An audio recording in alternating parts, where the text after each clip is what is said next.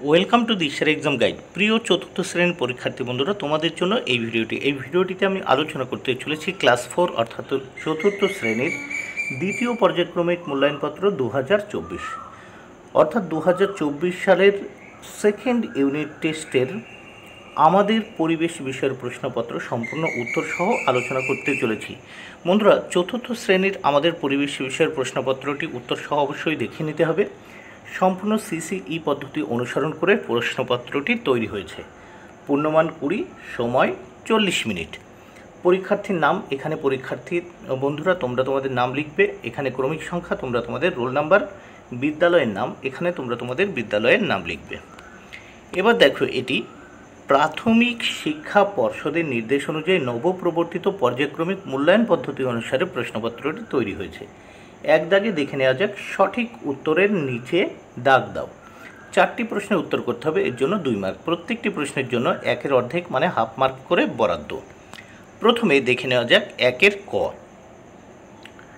দেখো, সঠিক উত্তরের নিচে দাগ দিতে হবে। মানুষের প্রথম কাজের ধাতু হলো তামা। খ, খাঁচার ভিতর গানটি লিখেছেন লালন ফকির। গ, দূরবীন তৈরি করেন গ্যালিলিও গ্যালিলি।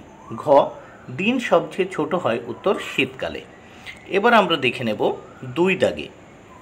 দেখো 2 দাগে কি বলেছে, ঠিক উত্তরের পাশে এই টিক চিহ্ন ও ভুল উত্তরের পাশে এই ক্রস চিহ্ন বা গুণ চিহ্ন দাও। দেখো 4টি প্রশ্নের উত্তর করতে হবে, এর জন্য 2 মার্ক। প্রত্যেকটি প্রশ্নের জন্য 1-এর অর্ধেক বা হাফ মার্ক করে বরাদ্দ। প্রথম 2-এর ক, ভেড়ার লোম থেকে আমরা পশম পাই। এটি কিন্তু ঠিক, দেখো বক্সে টিক চিহ্ন দিয়েছি। খ, কুমোরটুলি তাঁত বস্ত্রের জন্য বিখ্যাত। এটি কিন্তু ভুল, দেখো বক্সে গুণ চিহ্ন দিয়েছি। গ, লোহার আগে তৈরি করেছিল ব্রোঞ্জ। এটি কিন্তু ঠিক, তাই বক্সে দেখো টিক চিহ্ন। ঘ, চাঁদের গায়ে কোনো দাগ থাকে না। এটি কিন্তু ভুল, কারণ চাঁদের গায়ে দাগ থাকে, যাকে চাঁদের কলঙ্ক বলা হয়। এবার দেখে নেব আমরা 3 দাগের প্রশ্নগুলো। 3 দাগে কি বলেছে দেখে নেওয়া যাক। শূন্যস্থান পূরণ করো। এখানে দেখো 4টি প্রশ্ন উত্তর করতে হবে, এর জন্য 2 মার্ক। প্রত্যেকটি প্রশ্নের জন্য 1-এর অর্ধেক মানে হাফ মার্ক করে বরাদ্দ।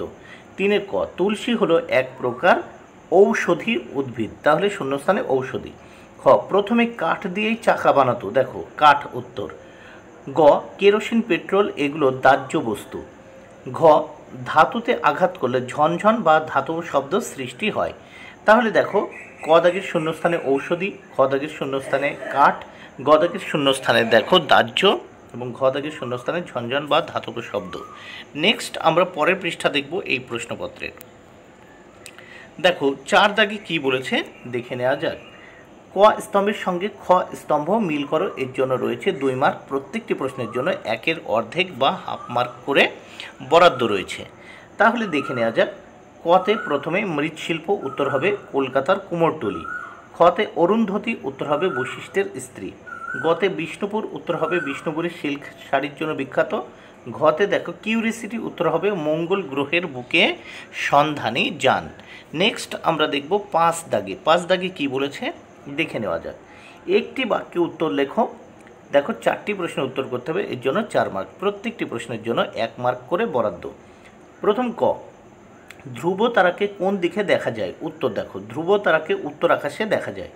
খ, ঢেপ্প কাদের বলা হয়? দেখো উত্তর, যারা পিতল ঢালাইয়ের কাজ করে তাদেরকে কোথাও মালাহার, কোথাও শ্যাকরা, কোথাও ঢেপ্প বলে ডাকা হয়। গ, আমাদের রাজ্যে যে কোনো একটি লোকনৃত্যের নাম লেখো। উত্তর, আমাদের রাজ্যের একটি লোকনৃত্যের নাম পুরুলিয়া চাও, গাজন, সাঁওতালি নৃত্য, মুন্ডারি নৃত্য ইত্যাদি বা প্রভৃতি।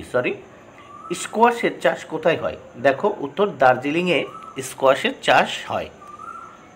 এইবার দেখো 6 দাগের প্রশ্নগুলো দেখে নেব আমরা। এখানে দেখে নেওয়া যাক নিচের প্রশ্নগুলির উত্তর লেখো। এর জন্য 8 মার্ক। প্রত্যেকটি প্রশ্নের জন্য 2 মার্ক করে বরাদ্দ। প্রথম 6-এর ক, আমরা কোন কোন কাজে জল ব্যবহার করি? উত্তর দেখো, জল পানীয় হিসাবে সেচ, কীটনাশক এবং সার প্রয়োগ, হিম নিয়ন্ত্রণ এবং ফসল শীতল করার জন্য ব্যবহৃত হয়। ফসলের ফলন ও উৎপাদনশীলতা ব্যবস্থাপনার জন্য জলের সঠিক ব্যবহার গুরুত্বপূর্ণ।